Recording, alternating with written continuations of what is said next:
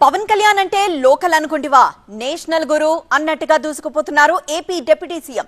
ఒకప్పుడు ఆయన చర్యలు ఊహాతీతం, మాటల్లో మహా ఉద్రేకం, ప్రత్యర్థులకు అదే మహా ఊతం. కానీ ఇప్పుడు ఆయన చర్యలు సనాతన ధర్మం, మాటల్లో మహా ఉద్వేగం, ప్రత్యర్థులకు అంతుబట్టని తత్వం. కేవలం 5 నెలల్లోనే ఆయనలో ఇంత మార్పు కనిపిస్తోంది. ఆయన మాటల్లో నేర్పు వినిపిస్తోంది. ఆయన పనుల్లో ఓర్పు స్పష్టంగా తెలుస్తోంది. ఆయన పట్టిందల్లా బంగారమవుతోంది. ఇప్పుడు ఏపీలో 100% స్ట్రైక్ రేట్తో సంచలన విజయం సాధిస్తే మహారాష్ట్రలో ఆయన ప్రచారం చేసిన ప్రతి చోట ఘన విజయం నమోదవడం మరో విశేషం. అందుకే ఇప్పుడు పవన్ ను పాన్ ఇండియా పొలిటికల్ స్టార్ గా బీజేపీ చూస్తోందా? రాబోయే ఎన్నికల్లో పవనే బీజేపీకి బ్రహ్మాస్త్రంగా మారబోతున్నారా? ఇప్పుడు పవన్ కళ్యాణ్ చాలా భిన్నంగా కనిపిస్తున్నారు. ఆ భిన్నత్వంలోనే ఏకత్వాన్ని చూపిస్తున్నారు. సనాతన ధర్మమే తన ఊపిరి అని ప్రకటించి సనాతన ధర్మ పరిరక్షణ కోసం కట్టుబడి ఉన్నానని శపథం పట్టి హిందూ ధర్మం జోలికొస్తే ఊరుకోనని సవాల్ చేసి రాజకీయాల్లో తనకంటూ ప్రత్యేక గుర్తింపును తెచ్చిపెట్టి రాష్ట్ర రాజకీయాల నుంచి దేశ రాజకీయాల్లోనూ తన ముద్ర చూపించి పవన్ నహీ హై ఆంధీ హై ఆంధీ అన్న ప్రధాని మాటల్ని నిజం చేస్తూ తుఫాన్లా దూసుకుపోతున్నారు AP deputy CM Pawan Kalyan. ఈ దేశం సెక్యులర్ దేశమే అయితే ఒక మతానికి ఒక న్యాయం, ఇంకో మతానికి ఇంకో న్యాయం ఏంటి? సెక్యులరిజం అంటే అందరినీ సమానంగా చూడటం కదా. మస్జిదుల మీద కంట్రోల్ లేదు, కంట్రోల్లో పెట్టుకోదు ప్రభుత్వం. చర్చిల మీద కంట్రోల్ పెట్టుకోదు ప్రభుత్వం. హిందూ దేవాలయాల మీద ప్రభుత్వ నియంత్రణ ఏంటి? దీని మీద మాట్లాడాలి అని అంటే ఖచ్చితంగా చెప్తున్నాను, ఈ రోజున దీనిని మేము పరిశీలిస్తాం, దీన్ని అధ్యయనం చేస్తాం, దీంట్లో లోతుపాతులు తెలుసుకుంటాం. AP deputy CM Pawan Kalyan నాటి పవర్ స్టార్ కాదు, నాటి ఆవేశం లేదు, నాటి ఉద్రేకం లేదు, ఆనాటి తడబాటు లేదు, ఆనాటి అయోమయం లేదు. తనేంటో తన పనుల ద్వారా ప్రజలకు చెప్తున్నారు. రాజకీయంగా తనేంటో తన వెంట నడిచే క్యాడర్ కు స్పష్టత ఇస్తున్నారు. పాన్ ఇండియా లెవెల్లో ఆయన ఎక్కడకు వెళ్లినా ప్రజలు బ్రహ్మరథం పడుతున్నారు. ఇదంతా కేవలం ఈ 5-6 నెలల కాలంలోనే ఎలా సాధ్యమన్నదే ఇప్పుడు విశ్లేషకులకు కూడా అంతు చిక్కని ప్రశ్న.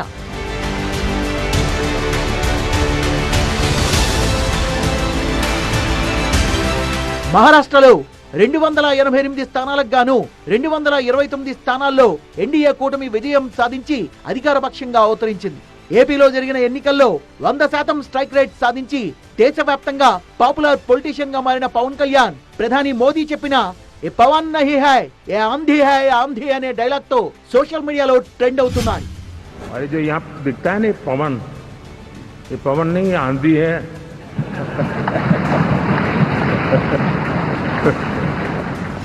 మహారాష్ట్ర ఎన్నికల ప్రచారంలో బీజేపీ స్టార్ క్యాంపెయినర్ గా ఎన్డీఏ తరపున రంగంలోకి దిగిన జనసేన అధినేత పవన్ కళ్యాణ్ బీజేపీ పెద్దలు తనపై ఉంచిన నమ్మకాన్ని 100కు 100% నిలబెట్టుకున్నారని చెప్పాలి.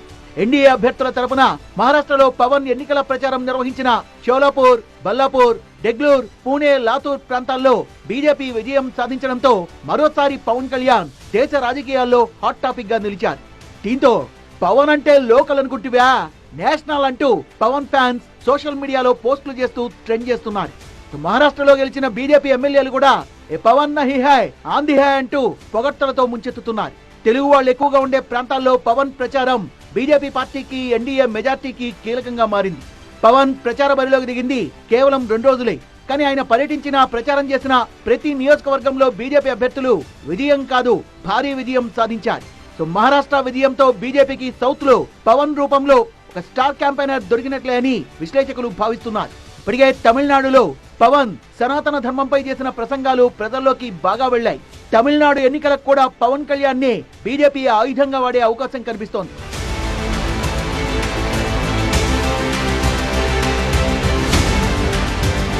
పవన్ కళ్యాణ్ ఎప్పుడు ఏం మాట్లాడినా రాజకీయంగా అదో సంచలనమవుతోంది. లడ్డూ కల్తీపై పవన్ చేసిన హడావుడి నేషనల్ వైడ్ గా చర్చకు దారితీసింది.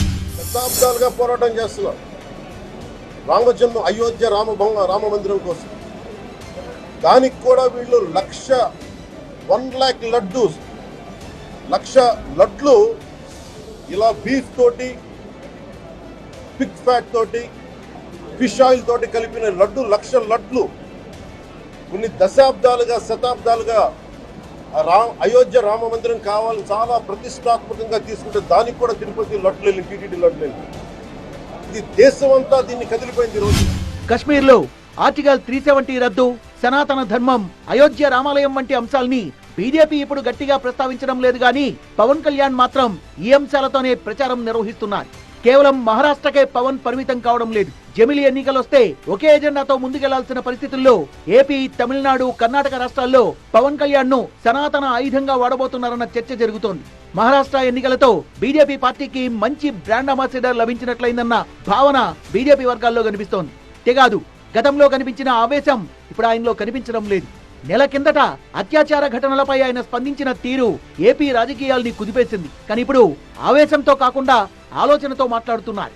ఆర్జీవీ అరెస్టు పైన పవన్ కూల్ గా మాట్లాడిన విధానం ఆయనలో రాజకీయ పరిణితికి అద్దం పడుతోందంటున్నారు విశ్లేషకులు. హోమ్ మినిస్టర్ అనిత గారు కూడా చెప్తా ఉన్నాను, మీరు మంత్రి, మీరు హోమ్ మినిస్టర్, నేను పంచాయతీరాజ్ శాఖ మంత్రినే, నేను అటవీ శాఖ మంత్రిని, పర్యావరణ శాఖ మంత్రిని, హోం మంత్రి శాఖ మీరు బాధ్యత వహించండి. నేను హోంశాఖ తీసుకున్న పరిస్థితులు వేరుగా ఉంటాయి, గుర్తుపెట్టుకోండి. మమ్మల్ని విమర్శించే నాయకులకి అందరికీ నేను చెప్తున్నాను ఈ రోజున, ఇలాగే మీరు తీసుకొస్తా ఉండండి. మీరు నిశ్చలంగా ఉండండి, ఏమి చేయకుండా. హోం బాధ్యతలు కూడా తీసుకోవాల్సి వస్తుంది, గుర్తుపెట్టుకోండి. Let the police do their job, let me do my job. నా పని నేను చేసుకున్నాను, వాళ్ళ పని వాళ్ళు చేయాలి కదా. అంటే నేను ఒకటి లా అండ్ ఆర్డర్, హోమ్ నేను చేయట్లేదు. సో మీరు ఇది అడగాల్సింది మీరు ముఖ్యమంత్రి గారిని అడగాలి. కరెక్టే. అలాగే ఇప్పుడు నేను పంచాయతీరాజ్ గురించి అడిగితే నేను చెప్పగలను. కొన్ని ఇది మా ఇంటర్నల్గా ఏం జరుగుతుందో ఒకసారి మీరు చెప్పినవన్నీ ఖచ్చితంగా నేనే దాన్ని తప్పించుకోవట్లేదు కదా, కానీ ఒక మాట చెప్పేటప్పుడు కొంచెం బాధ్యతగా చెప్పాలి. ప్రస్తుతం పవన్ ఢిల్లీలో ఏపీ అభివృద్ధితో పాటు తన శాఖలకు సంబంధించిన నిధుల కోసం వరుసగా కేంద్ర మంత్రుల్ని కలుస్తున్నారు, చర్చిస్తున్నారు. అలాగే ప్రధాని మోదీతోనూ భేటీ అయ్యారు. మహారాష్ట్రలో ప్రచారం బాగా చేశారని పవన్ కు మోదీ కితాబిచ్చినట్టుగా తెలుస్తోంది. సో పవన్ కేవలం ఆంధ్ర రాజకీయాలకే కాకుండా నేషనల్ వైడ్ గా కీలక పొలిటీషియన్ గా మారే అవకాశం స్పష్టంగా కనిపిస్తోందని చెప్తున్నారు. మహారాష్ట్ర తరహాలోనే త్వరలో జరగబోయే ఢిల్లీ, బీహార్ ఎన్నికల్లోనూ పవన్ ను బరిలోకి దింపే అవకాశం ఉంది. ఒకవేళ బీహార్ లో కుదరకుంటే డెఫినెట్ గా ఢిల్లీలో మాత్రం బరిలోకి దింపే ఛాన్స్ ఉంది. ఎందుకంటే ఢిల్లీలో తెలుగు వాళ్ళు ఎక్కువగా ఉండడమే కాదు, అక్కడ తెలుగు సంఘం కూడా ఉంది. గతంలో కూడా ఏపీ నుంచి చంద్రబాబు, వెంకయ్య నాయుడు ఢిల్లీ ఎన్నికల్లో ప్రచారం చేశారు. సో సౌత్ ఇండియాలో బీజేపీ ఎదగడానికి పవన్ రూపంలో ఓ మంచి గేట్వే దొరికిందంటున్నారు విశ్లేషకులు. అలాగే పవన్ చరిష్మా బీజేపీ పార్టీతో పాటు ఏపీ అభివృద్ధికి కూడా ఉపయోగపడితే ఏపీ ప్రజల ఆకాంక్షలు నెరవేరుతాయి.